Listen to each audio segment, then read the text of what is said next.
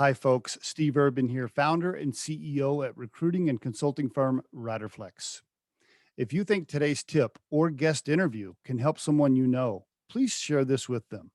And if you enjoy listening to our show, please subscribe to our channel and hit the like button on the episodes. Finally, aside from our podcast, our day job here at Riderflex is to provide recruiting, staffing, and consulting services. You can visit riderflex.com to learn more about us and get the information on the services we provide. And now, a quick word from our sponsor and friends at Marketing 360. Try the #1 marketing platform for small business. Everything you need from design to marketing to CRM. Learn more at marketing360.com. Marketing 360. Fuel your brand. All right, you ready to roll? Let's roll. I got to make sure I check my hair and makeup before we get started. Matt Blumberg on the Riderflex podcast. How's it going, Matt? Good, Steve. How are you? I'm doing fine. You're did you grow up in San Diego? Is that right? I saw you at San Diego High School, right? I did. No, not San Diego High School, but I did grow up in San Diego. I still think of myself as Southern Californian. Okay, but you're in New York now. I mean, I saw that. I said San Diego High School, but I guess I meant to say went to high school in Went to San high Diego. school in San Diego. Yeah. So is that where you grew up then? Yeah, you grew I up. did. Your family was from Southern California. Yeah. My parents are still in San Diego. It's a great place to. It's a great place to be. Great place to visit. Great place to live. Wow, but your speed, your speed of the way you talk, you sound like a New Yorker. You sound like an East Coast guy. You don't sound like a California kid. I'm a mix. I've been telling, the way I've been phrasing it is I'm on year 30 of my 2-year plan to try out the East Coast. So I've been here for a long time, but there's a lot of California in me. Most people who know me well say I'm pretty relaxed about things. So it's a mix. Okay. So what'd your folks do? My dad was an entrepreneur. He was a tech entrepreneur in the 80s. Okay. And built and ran a very different kind of company, hardware oriented company. Before that was in venture capital. So a lot of common ground there with me and my career. And wow. He's great. He's 79 and he is, I think he's the executive chairman of 3 startups right now. He's teaching, a bunch of first-time founders how to be CEOs. So the apple doesn't fall far from the tree. So that's where you got the bug, huh? Not at all. Yeah. What'd your mom do? My mom was a great mom. Okay. She was a school teacher before I came along and did some real estate along the way, did a little interior design along the way, but mostly had 2 boys and had her hands full with that. Are you the oldest? I am. Yeah. I have a brother who's 10 years younger. What does he do? He actually works in digital marketing, internet marketing as well. He's at a big business publishing company now called 𝐁𝐿, and has been a bunch of interesting companies over the years. So he and I can talk shop anytime too. Have you ever done anything together? Not really. He interned at Return Path, my last company, like one summer or one semester when he was in college, and I generally think it's not super healthy to have like a spouse or a sibling or a kid working in the business with you. So I've never done anything much more than that. How about your dad? You and your dad do anything together? Any investments together? Any startups together? Not really. We advise each other all the time on the different things we're working on, but I've never been in business together. So he wasn't an investor in Path Forward or anything you've done? Yeah. I did, like angel investor. Absolutely. Okay. Sure. But okay. And then you paid him off right away so you could get him out of your hair or what? Not at all. Not at all. Your mom and dad still married? Yeah. Wow. That's pretty cool. And they still live in, well, okay. Now, how does a San Diego boy go to Princeton? Like, how'd you pick that? Like, that's a Jersey school. Like, that just seems so, what, talk to me. It's a good school. It's no doubt about that. Very good school. So, I wanted to come back east. I wanted a different experience, and I got into some great schools on the West Coast too. But really wanted to see a different part of the country, and kind of do a different thing for a while. And Princeton's a remarkable school. A lot of people who knew it well said they thought it was a really good fit for me, and And it turned out that it was. I had phenomenal 4 years there, and it's still a really important part of of my life. I've done a lot of volunteer work as an alum around fundraising and alumni council kind of things and class officer kind of things. So I'm still very connected there. Okay. And what were you going to do with this urban planning degree? What was the early plan for Matt? Same thing I would have done with an English degree or an economics degree or any other degree. Was going to business.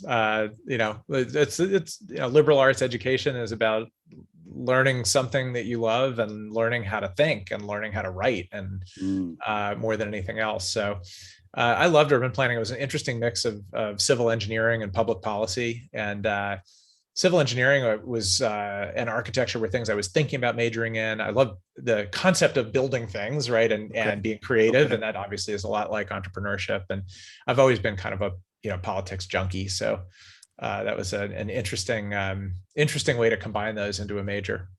Now, do you have any fun stories for us? Like, what's the worst trouble you got in? I mean, anything fun? Did you ever get arrested? You ever been in jail? Did you ever like get kicked out of the dorms? I don't know, something fun. Give us something. Never been in jail. Hope to keep that streak going. Never been arrested, but close. Did get brought home one night by the cops when I was a teenager.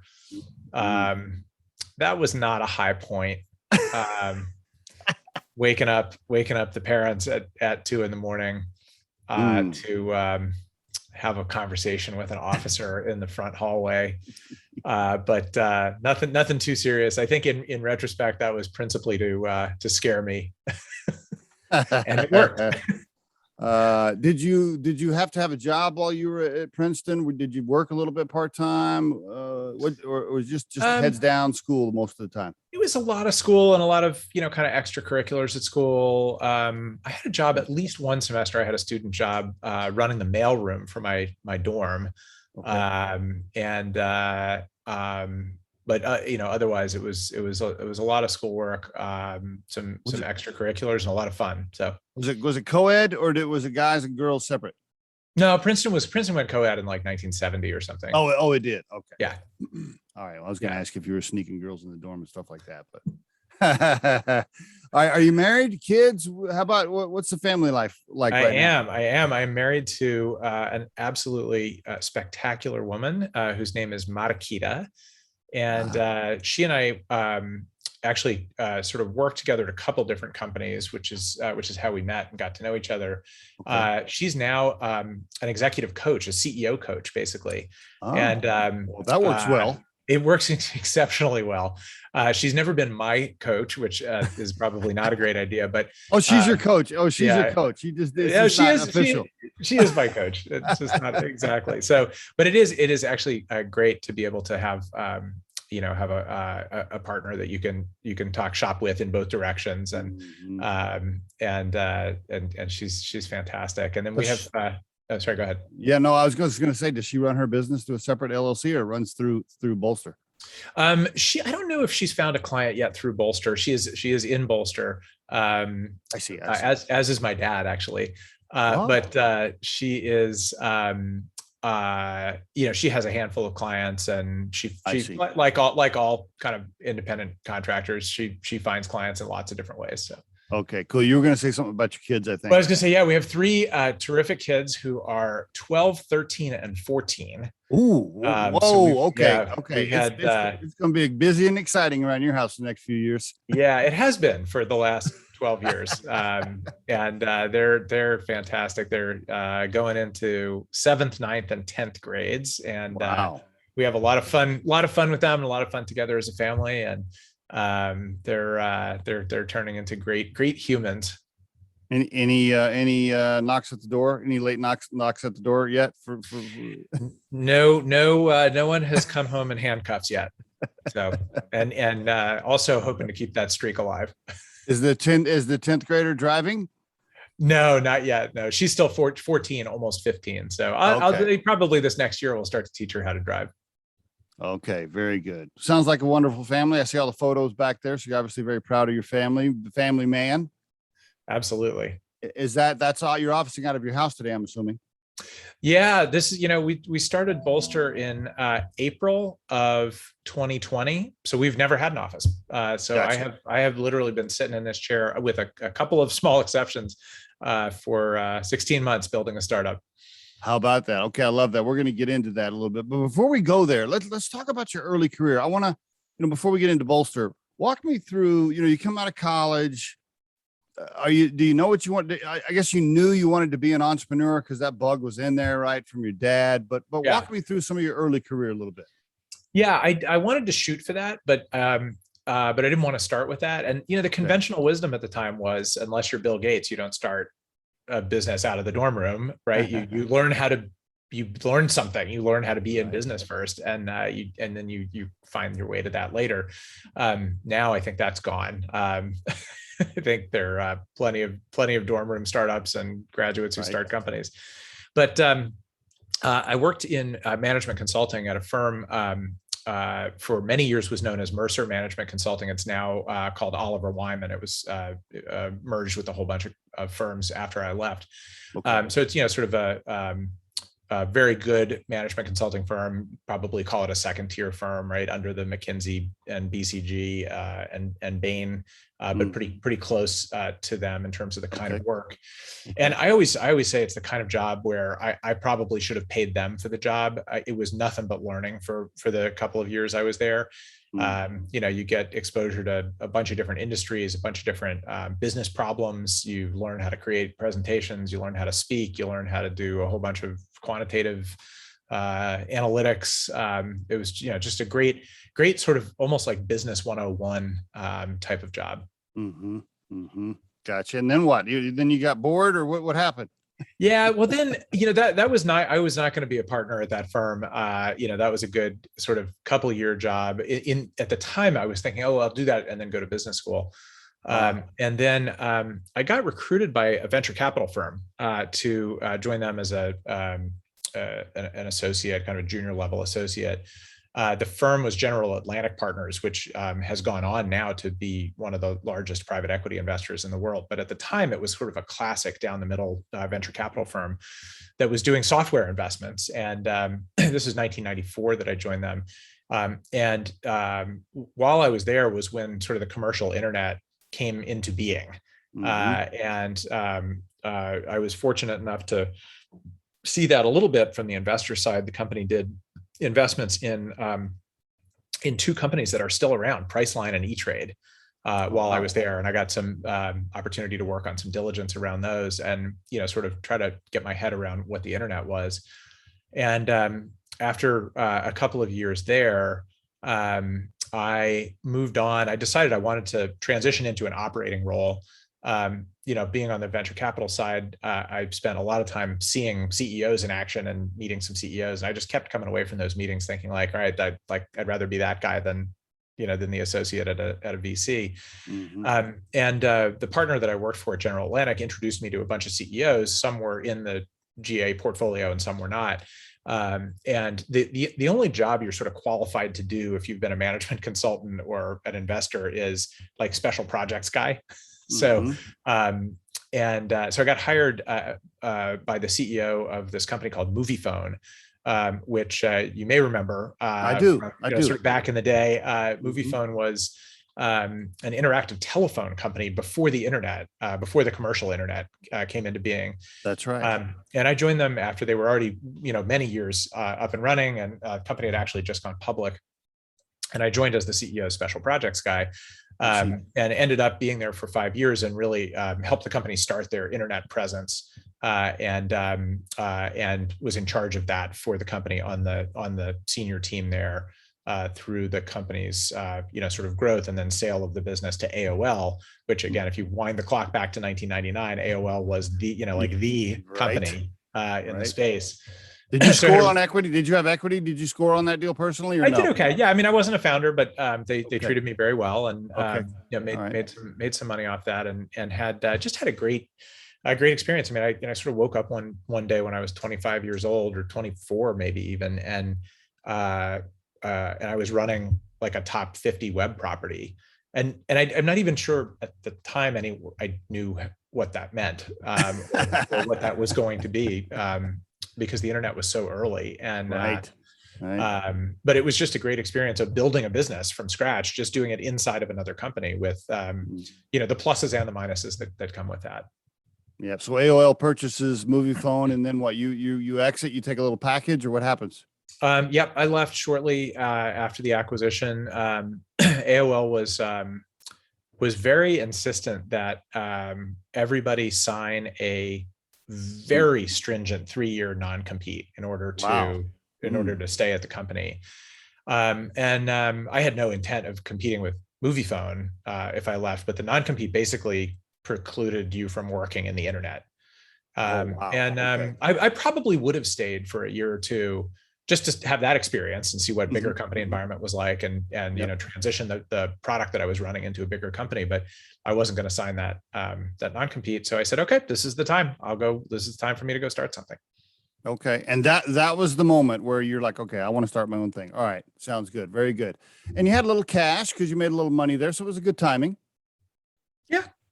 And all right. All right. And is that when Path Forward, or what did you start first? I'm sorry. That was Return Path. Return Path. Okay. Yeah. Return Path. Sorry. 1999 Return Path. Yes. So talk to me about Return Path. Give us a little overview there. How did it start? Who were there other co-founders? I know you had it for almost 20 years, I think. Yeah, just about 20 years from beginning to the ultimate exit. And I had one co-founder at the time, Jack Sinclair, who was one of my co-founders here at Bolster as well. Okay. The original idea at Return Path ended up, you know, sort of morphing over time into a couple of other related things, but very thematically consistent. And the idea was that, you know, and again, you've got to wind your brain back to 1999. Email was already a very powerful customer communication channel, but the commercial infrastructure around email was still very underdeveloped. So there were a lot of platforms out there that would let you send email, and most of those still exist today, although most of them have been acquired and might have different names. But there were lots of ways to send email, but there were still a lot of gaps and a lot of things that people hadn't figured out yet. And we knew about those gaps from the experience that I'd had at Moviephone, because email was a significant part of the mix for us there. So we started Return Path as a company to help help marketers and publishers who use email as a customer communication tool do a better job with it. Make sure, for example, that their email database, their customer email addresses, stayed current. Okay. As people changed email addresses and email addresses bounced.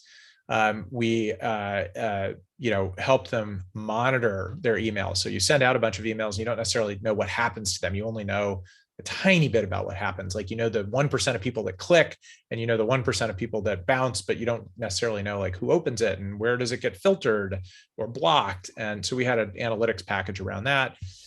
And ultimately we built also a pretty significant business called Certification, which was helping ISPs and spam filters make smarter decisions about what to filter, so they wouldn't make mistakes with filtering, and they keep bad stuff out without also cutting out good stuff. Now, was Jack a coder? Was Jack a developer, a software engineer? No. He and I were neither one of us is a technical. Right. I mean, both of us know a lot about technology. He more than I, but we had to hire a tech team at Return Path. Right. At Bolster, one of our co-founders is Sean Nussbaum, who was our CTO and chief product officer at Return Path. So we have a technical co-founder now. That helped, right? Okay. All right. So you guys build up. How big did you get Return Path? And talk to us about the exit really quick. Yeah. Yeah. So at the end, Return Path was doing about 100 million in revenue. Wow! Congratulations. Yeah, no, it was a nice scaled business. We were very global. About 40% of the revenue was outside the U.S., and we had, I think, 12 offices around the world. Nice. And business was profitable. We felt really good about the work we had done there, and a lot of opportunities to exit over the years, and it was just kind of it was the right time as we were approaching the 20-year mark. So we sold the business to a company called Validity, which itself was a relatively new company, but it was a very well financed by private equity company and an experienced operating team that was trying to orchestrate a roll up in the marketing data and technology space. And they had done a couple of smaller acquisitions and really liked what we were doing and loved the footprint that we had built in terms of, I think we had 4,000 customers or something at the end. And had very good data footprint, very good reputation and brand in the marketplace. And they proved to be a good owner for the business. So we sold the company in the middle of 2019. And good for you. Good timing. No, it was good timing, and good opportunity to transition out and think about new things. When you exited, I don't know how much you want to share. Were you and Jack 50-50, or had you taken on a bunch of other cash? You had a bunch of people on the cap table, or? Oh yeah, we had raised north of $100 million for the business over the years. So it was a lot of great investors on the cap table. A lot of them are with us at our new company too. So, but you still owned enough to where it was good payday for you and for Matt and his family, I hope. It was absolutely fine, no complaints at all, and good long build. Do you wish you would have kept more ownership? Do you wish you hadn't given away so much? Okay. Tell me an entrepreneur that says no to that question. How do I raise $100 million and not give up control and a bunch of equity? Yeah, let's talk about that. How do you do that? That's another book. That's your next book, Matt. Yeah, right. Sounds good. Okay. So you exit. Was there a 2-year ride along? Did you have to move along with them? Did they make nope, none of that? No, okay.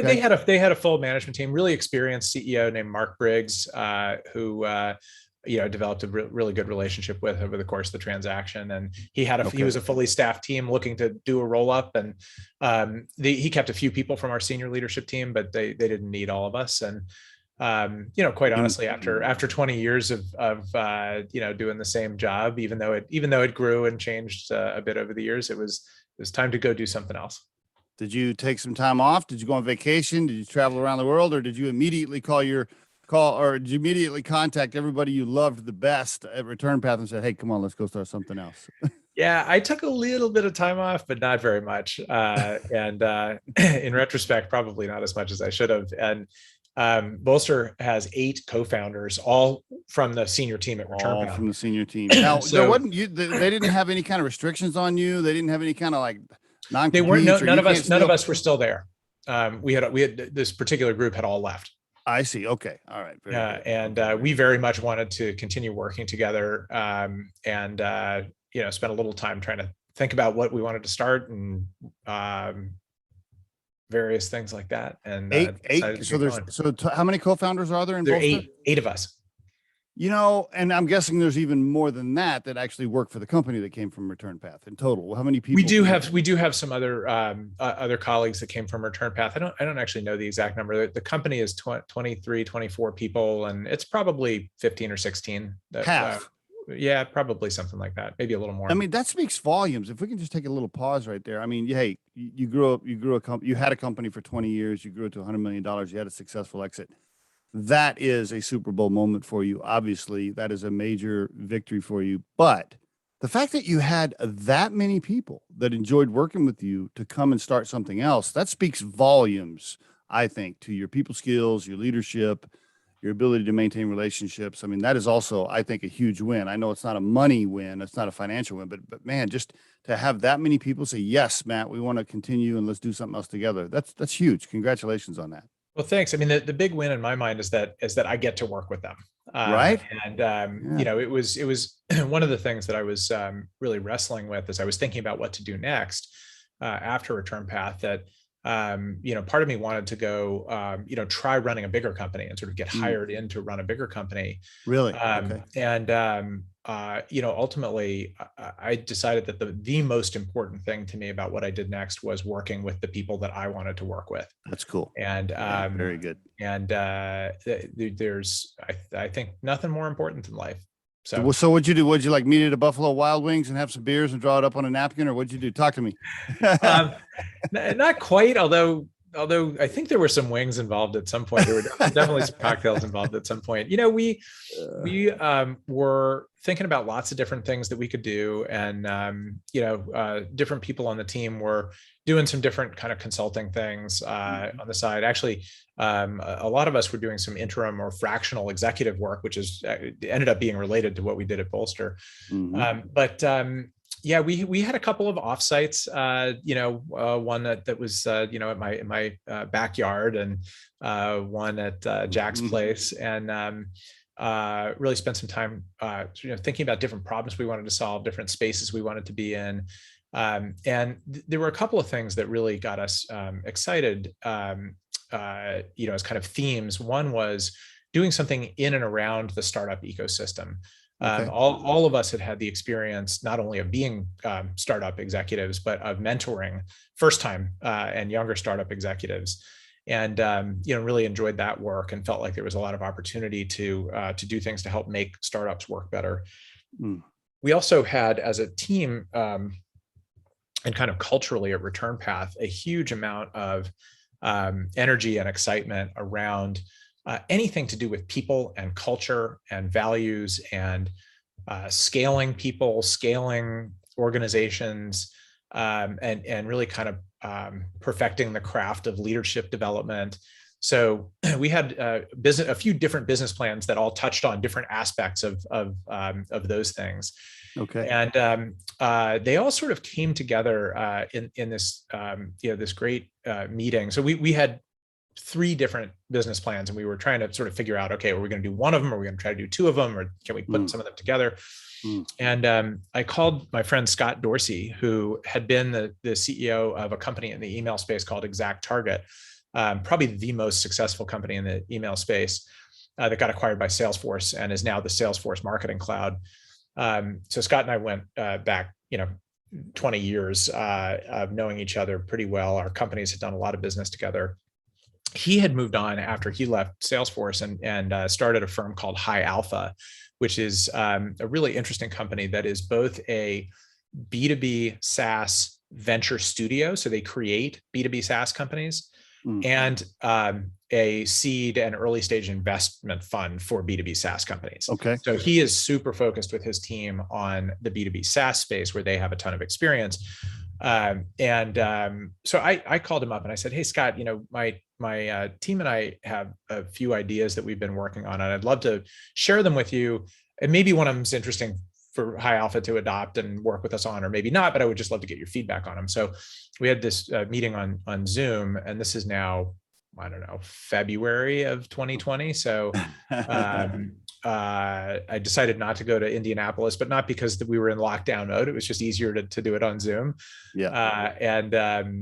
Sort of shared these 3 ideas with him, and he got very excited about all of them, or at least 2 of them. And then he said, hey, can I share something with you? 𝐂𝐴, in partnership with one of our corporate partners, Silicon Valley Bank, has been working on an idea out of the studio that has a lot in common with your 3 ideas. So we flipped the screen share around to him, and he pitched me on this idea that he had been cooking with his team and with Silicon Valley Bank. And, we sort of then turned the screen share off, and we said, okay, let's put all of this together. Let's put, 𝐂𝐴, Silicon Valley Bank, and your concept together with my team, our concept, and with some of our investors from Return Path who were preparing to back our team. Good. And gotcha. Let's go start something, big and bold, and take a really big swing at a big opportunity with a big team. So that's what we did. And wow. We got started April 1, 2020. April. Wow. What a time to start a business. Congratulations on orchestrating all of that with all those different people. I mean, you had Scott, you had your team, you had former investors that were going to be investors in the new company.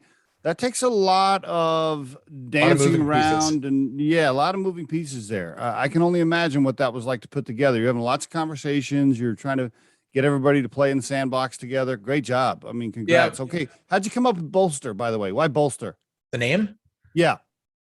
I love the name. I think it's a great one. Yeah, We have bolster.com. It's a name that rolls off the tongue. You don't have to tell people how to spell it.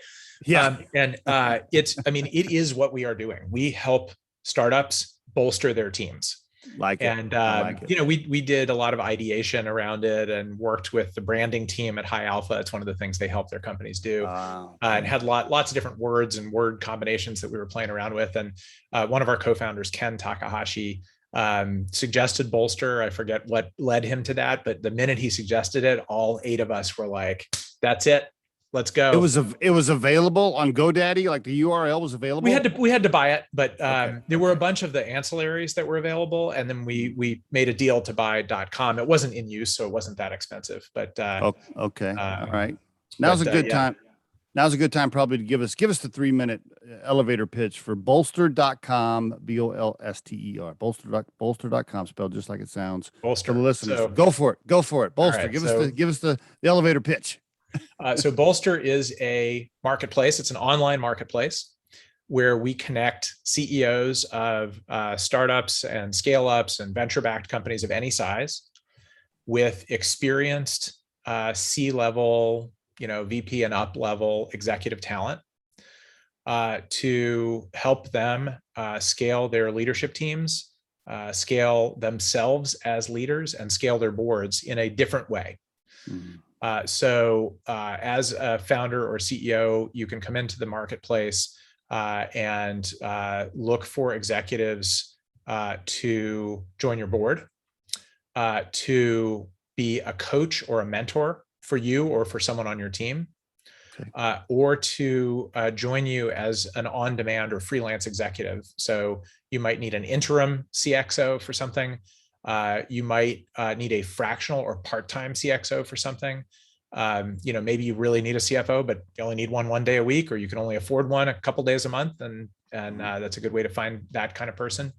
Maybe you need an experienced executive to do a consulting project for you. We're starting to do a little bit of full-time placement of executives as well. But basically, you can just pass those off to Riderflex and full-time. That's not really our business. Go ahead. Sorry. The business is really helping early stage companies and founders get the support they need to really scale that business. While they're still sort of early private company. We have been doing a lot of board of director placements, and some of those have been for bigger companies too, even a couple of public companies. That's the quick pitch. New way to scale your leadership team. Yeah, let me ask you a couple of questions here on the business model. So, do you have these? Are you paying these fractional CXOs? Are you paying them a salary to hang around and wait for the phone call to come in and then send them out, or how are you doing that? No, they contract with the client through the Bolster platform. I see. But they are people who are either independent contractors, or a lot of them have full-time jobs and are just looking for a side hustle. They want to mentor people. They want a board seat. So some of the things that they find through us and connect with our clients on aren't cash paid things. Like joining a board is an equity thing. Sometimes mentoring someone is either free or for equity. So we don't pay them. We are not their employer. We are a marketplace. You are a marketplace, and you make your money because these executives pay you to sign up, or what's your model? How do you get paid? So neither side pays us to join. We want to make it friction-free to be part of the marketplace. So executives can join for free. There are a bunch of benefits to them for doing it. It's quick, it's easy. And we vet them a bit on the way in. So we know there's a high quality of executive in the network. It's free for a CEO or a head of HR to set up a client account and to search for talent. It's free for VCs to come in and search for talent on behalf of their portfolio companies. And we get paid when someone gets hired. So like most marketplaces, we mark up a transaction and have a fee that's associated with the transaction. That's so if the CXO, let's say he's a chief revenue officer, if he's charging $250 an hour for his services, there's a little bit of markup on there for Bolster. Yeah, exactly. Gotcha. Okay, very good. I like it. I like the model. And the board, the advisory board placements. Now, what if that's not a pay? It's just an equity play. So how do you make money on that deal? So for board of directors placements, we just get paid a one-time fee. Okay. All right. Very good. Okay, great. All right. Love it. How many employees so far? I think we're 25, 24, 25. 20. Okay. And is there a magic exit plan, or right now you're just having fun building it?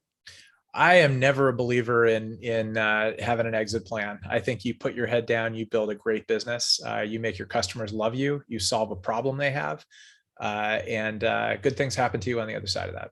I love that answer. Do you know how many entrepreneurs I've had on this show? And we get into this whole fantasy monopoly bullshit whiteboarded plan, where it's here's my 5-year plan, and when we hit this, we're going to do this. And I'm always like, okay. I have never been a fan of that myself. So I'm so glad you answered that way. It's like, just build a good company, absolutely, do the right things. And then, at some point conversations will happen. Yeah, totally agree. Love that answer. Yeah. Okay. Very good. All right. I appreciate you giving me the Bolster overview, and the people listening to the show here can go to bolster.com. Plus you can connect with Matt Blumberg on LinkedIn. But now let's get into the book. I want to talk about the book. By the way, I got a copy of the book right here. I don't know if everybody can see it. There you go. Startup CXO. Startup CXO. Startup CXO, and Matt was kind enough to send me a copy. I've already got into it. When I was promoted to my first COO job, I wish I had this. And when I was promoted to my first president job, president of a $40 million company, I didn't know what the hell I was doing. I wish I had this handbook. That and you should have seen my first book too, which I assume you have or have seen somewhere, which is Startup CEO. Startup CEO. I love it. Yes. Yeah. I wish I'm reading this, Matt, and I went through, and I want you to give the overview, obviously, but I just want to tell the listeners, I love how it's put together. It's like a handbook that you can just reference. Like if you're a CEO, you can go in here and go, damn, okay, I need to hire a CFO. I've never hired a CFO. What the hell do I do? What do I look for? What do I need? I just go to the CFO section, right? Or if I am a CFO and I'm wondering how I should work better with my CRO or whatever, you can reference it, right? So it's great for each functional leader at the C level, not just the CEO. I love the way it's put together. I really mean that, by the way. I don't just give casual recommendations on the Riderflex podcast. Like if somebody comes on the show and I don't like it, I usually tell them.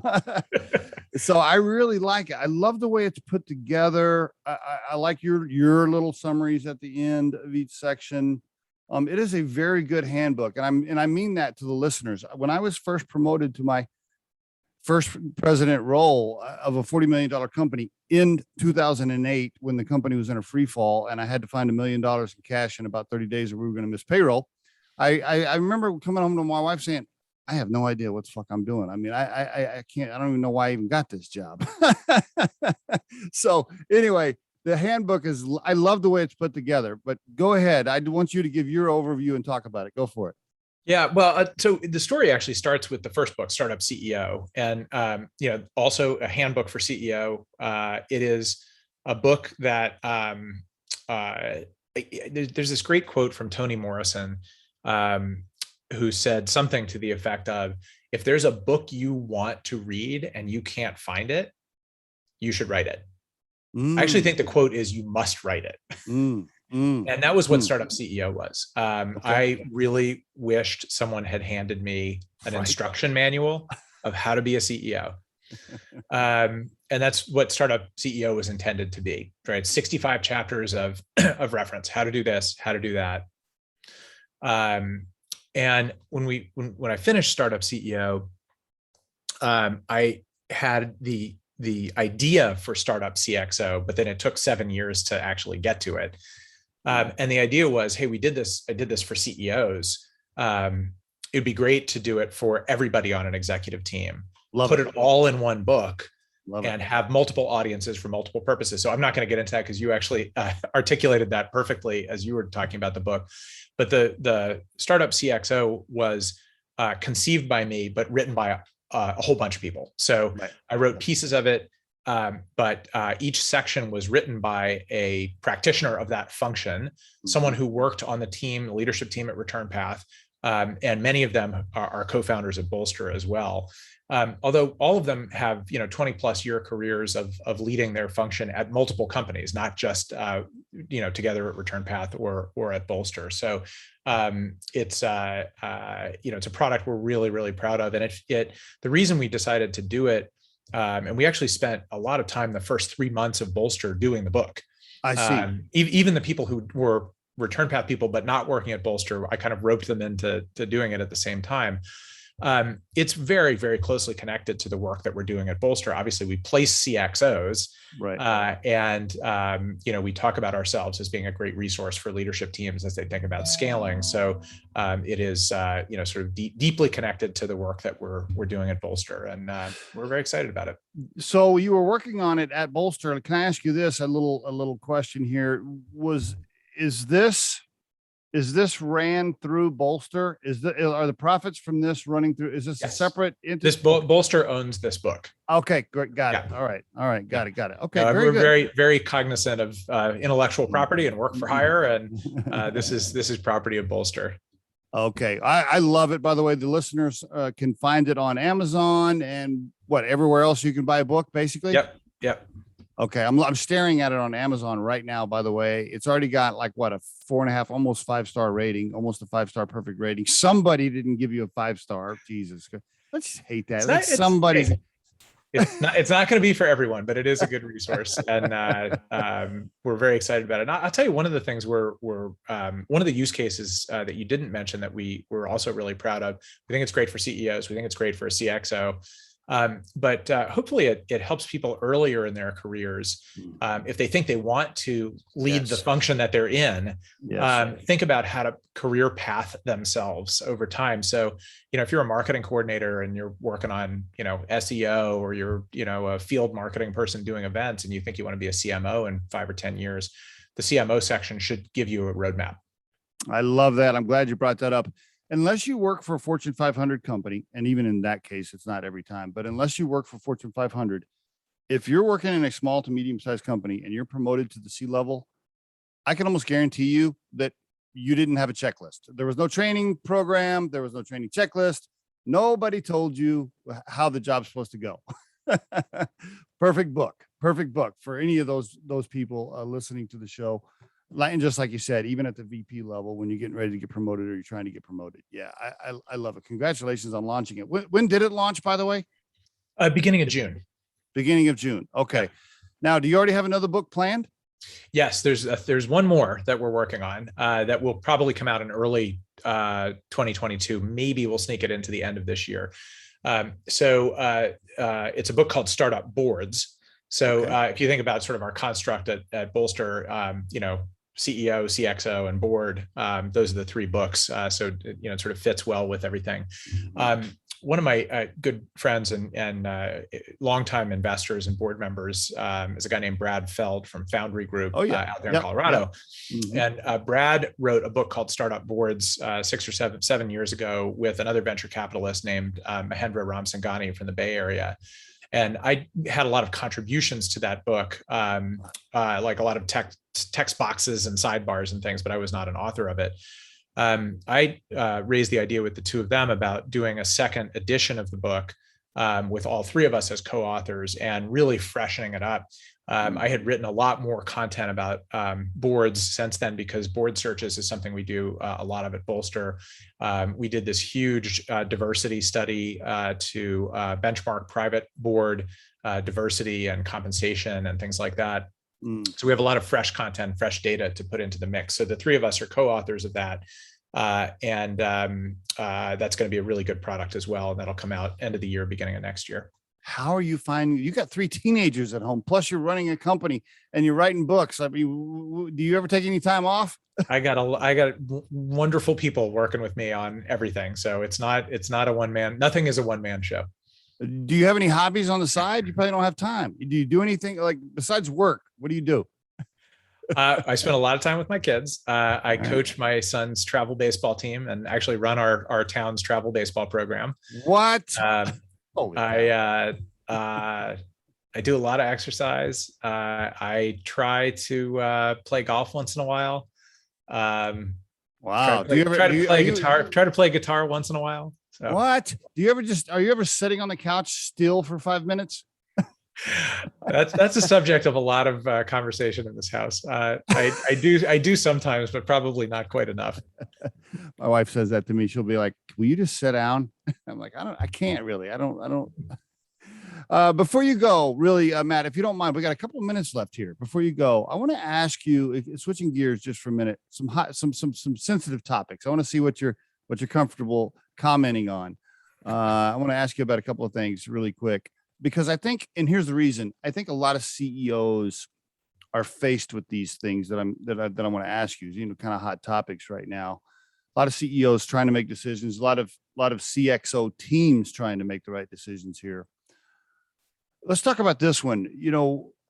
The whole vaccination masks requirement for employees, that has become a new topic now for us as a recruiting firm at Riderflex, because now some of our clients are starting to say, hey, tell the candidates they got to do this. And then we're trying to relay it to the candidates, and some candidates are for it, some candidates are pissed off, and whatever. So it's a hot topic.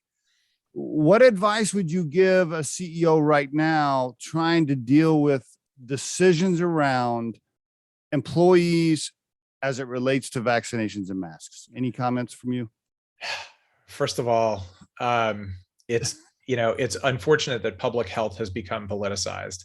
Right. And I have to say, I'm sort of grateful that I'm running a small company that doesn't have any offices right now, because I don't have to navigate this problem myself. Yeah. If I did have to navigate this problem, I would probably require that employees either wear a mask or prove that they've been vaccinated in order to come into the office. And if they don't want to do those two things, they can work from home. And so you'd leave it open for them to work from home? Okay. I think so. I mean, look, I think the world has learned over the last 16 months that people can work really effectively from home, and that you can have hybrid. You can have some people here, some people there, and still work well together. So I think there's some pluses and minuses of that, but I think that's the way of the future. Okay, let me ask you a couple more. There's a couple more sensitive ones. I want to get you to speak on these. What about CEOs who like to speak out on social media on hot topics and take sides? What about the whole, I mean, let me kind of phrase this or let me kind of picture or paint this picture. Whatever topic it is, right? We don't even have to pick a specific topic, but whatever the hot topic is, some CEOs like to take a side, right? They like to pick a tribe, this whole tribalism. Like, oh, everybody's got to pick a tribe. They all got, I got to like blue, or I like green. If you like green and you don't like blue, then you're an evil person or whatever. And so a lot of CEOs speaking out on social media and taking sides, picking a tribe on hot topics. Should they be doing that? What are your thoughts on that topic? I think it's a really interesting topic. I've written a couple blog posts about it on startupceo.com, which is my blog. Okay. And my thinking on this has evolved a little bit over time. I used to be of the opinion that that you shouldn't. Like, CEOs should have no business speaking out on on topics like that, unless it was something directly related to the business. So you want to talk about tax policy, you want to talk about regulation, especially if you're in a regulated industry, amen, you should speak out on that. But that your position as the CEO really should only be something that's for the good of the business. Okay. My thinking on that has evolved a little bit. I wouldn't say it's evolved dramatically. I still think CEOs can get into a lot of trouble if they take strong positions on politically charged or sensitive issues by and large. And, as the CEO, you're the representative of your shareholders, your customers, your employees, you got a lot of different viewpoints that you're trying to manage, and that it doesn't serve the business well necessarily to politicize the business. Different people have a different point of view about that. That's fine. I respect that, but that's always been my point of view. And that was my point of view until probably January 7th. Okay. Why that day? What happened on that day? Well, it's what happened on January 6th that was really a problem. And I think I have added to my list of things that matter to a business, not just tax policy and regulatory policy, but the health and functioning of our democracy. Mm. And I think that is one of the critical underpinnings of successful business in America, and one of the reasons why America generally leads the world in business.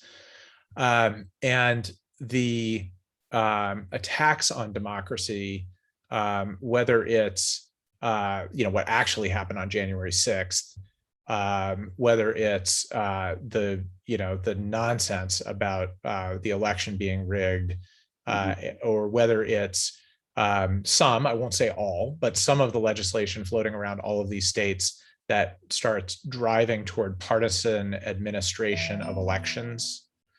And maybe some of them that get into restricted access to voting, or at least not expanding access to voting. Those things worry me, and they worry me for the health of the country and for the health of not just our economy, but for the health of American competitiveness in the world. Does censorship or cancel culture worry you at all? Yes, but there's cancel culture itself is a charged term. Yeah. So does actual censorship worry me? Yes. Does it worry me, meaning like government coming in and shutting down newspapers, et cetera?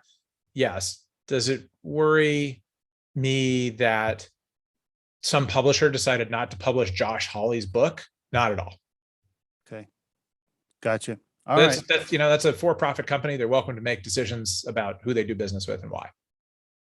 Okay. All right. I know it's a tough one, right? It's a tough one for me. I'm on the fence on this myself personally. I think to myself, don't get me wrong. There are all sorts of nuance to this issue. Yeah. Right? Yeah. I always tell people, I'm like, look, here's the deal. Do I think private companies reserve the right to kind of do what they want? And, if Google and YouTube and Facebook want to turn somebody off, I guess they can. I think it's a little bit scary. I think that's a lot of power to just, especially if a company is wrapped up into Google. Let's say your entire business model is a YouTube channel or product, and you're on Google, and if they just turn you off, your business is underwater. I think that's a little scary. I think that's a slippery slope. However, when I start thinking that that's a slippery slope and that I don't like it, and maybe we should do something about that, then I turn right around and say, well, I don't want the government telling me what to do with Riderflex. Yeah, exactly. So it's a tough one. It's a tough one. I know there's a lot of these things that are coming up for CEOs. There's a lot of challenges like this and a lot of topics like this for CEOs these days that I think are challenging. You might want to maybe you should include some of these hot topics in your next book.